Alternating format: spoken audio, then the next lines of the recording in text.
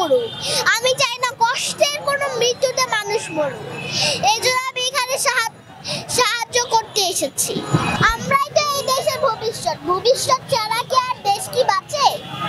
কখনো বাঁচে না। মানুষ অভিশাপের জন্য মরছে, অভিশাপ ছাড়া কেউ মারে না।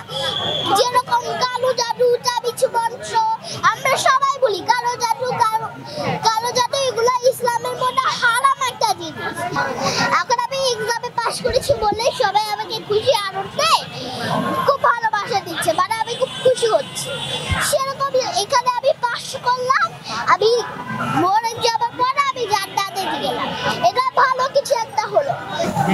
আমার এখানে ভালো লাগছে কারণ আমি এখানে সাহায্য করতে এসেছি।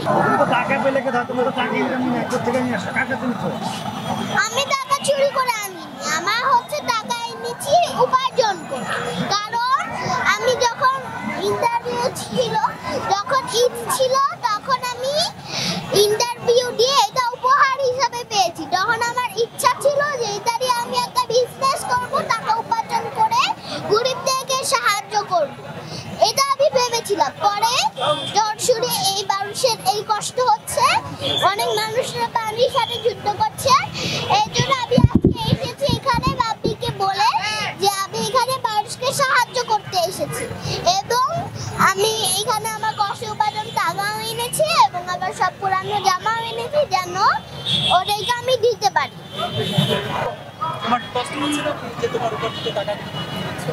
হ্যাঁ, অবশ্যই কষ্ট হবে, কিন্তু তারপরেও তো ওদের জন্য দিতে হবে। এবং আমি শুনেছি ছোটদের নাকি জামা হচ্ছে না, এর জন্য আমার যে ছোট ছোট জামাগুলো ছিল, সেই ছোট ছোট জামাগুলো এবং বড় জামাগুলো, সেই সব জামাগুলো আমি দিয়ে দিয়েছি। আমি আমার মায়ের সাথে এসেছি। হ্যাঁ, যদি আবারও কেউ বিপদে পড়ে তাহলে সাহায্য করব। আমি এখানে সাহায্য করতে এসেছি। আবারও যদি দুর্যোগ দেখা যায় তখন কি তুমি সাহায্য করবে কি? আমি আবারও সাহায্য করব, কারণ আমরাই তো এই দেশের ভবিষ্যৎ, ভবিষ্যৎ ছাড়া কি আর দেশ কি বাঁচে? কখনো বাঁচে না। মানুষ অভিশাপের জন্য মরছে, অভিশাপ ছাড়া কেউ মারে না। যেরকম কালো জাদু, তাবিজ মন্ত্র, আমরা সবাই বলি কালো জাদু, কালো জাদু, এগুলো ইসলামের মধ্যে হারাম একটা জিনিস। তারপর আবার অভিশাপ দেওয়া, এগুলা জিনিস হচ্ছে খারাপ জিনিস। ইসলামের মধ্যে এগুলা সব জিনিস হারাম। আমরা এগুলো যদি করি, এগুলো হচ্ছে সবচেয়ে হারাম জিনিসের মধ্যে একটি, যেরকম আল্লাহ যেগুলো ক্ষমা করেন না। আহ্বান করো তোমার মতন যাতে সকলে আসে, এগিয়ে আসে।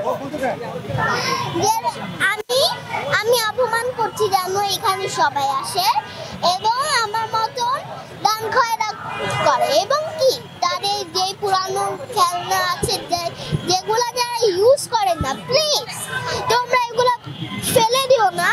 এখনকার যেই খেলনাগুলো তোমাদের নষ্ট হয়ে গিয়েছে, আগেরকার না, এখনকার যেই আগেরকারও দিও, কিন্তু এখনকারও সঙ্গে দিও খেলনা, কারণ ওদের তো কোনো খেলনা নেই, গায়ে জামা লাগানোর কোনো কিছুই নেই, তাহলে ওদের তো একটা কিছু লাগবে না। ওদেরও তো আমাদের মতো ভালোবাসার অধিকার আছে।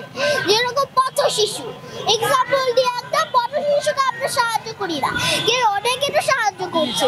এই জন্য আমাদের উচিত এবং আমাদের উচিত যে ওদেরকে রাস্তায় না শুতে দিতে, ওদেরকে ক্ষুধার্ত না রেখে, ওদেরকে বাসায় নিয়ে গিয়ে ওদেরকে আদর যত্ন স্নেহ করা উচিত, এবং ওদেরকে টাকাও দেওয়া উচিত যেন ওরা একটু পেট ভরে খেতে পারে।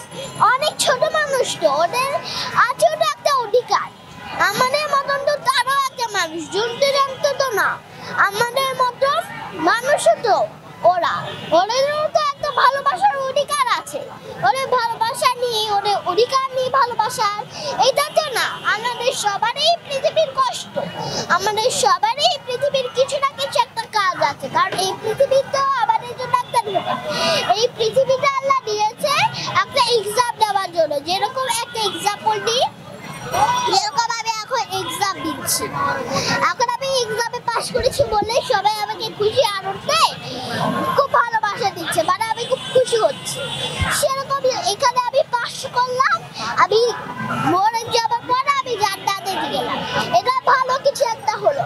আমার যা ইচ্ছা আমি তাই পেলাম, এটা ভালো কিছু একটা হলো না? এই জন্য আমাদের উচিত সবাইকে সাহায্য করা, কোনো পাপ কাজ না করা। তুমি কি তোমার বন্ধু বান্ধবকে বলছো যে এরকম সবাই সাহায্য করতে হবে যারা আছে? হ্যাঁ, আমিও বলেছি যে সবাইকে সাহায্য করো এবং খেলনা নিয়ে এসো যেন সবাই সাহায্য পায়। যে জেলাগুলো পানিতে ডুবে পড়ছে, পানিতে ওরা বিনাশ হচ্ছে, সেই জেলাগুলো যেন ওই যেই বাড়ির দরজা, সেই বাড়ির দরজা যেন বন্ধ করে দেওয়া হয় এবং তাদেরকে 1 বস্তা বা 2 বস্তা খাবার দেওয়া হয় যেন ওরা এই কয়েকদিন ধরে খাবার ভক্ষণ করতে পারে, যে কয়েকদিন ধরে পানি পায় এবং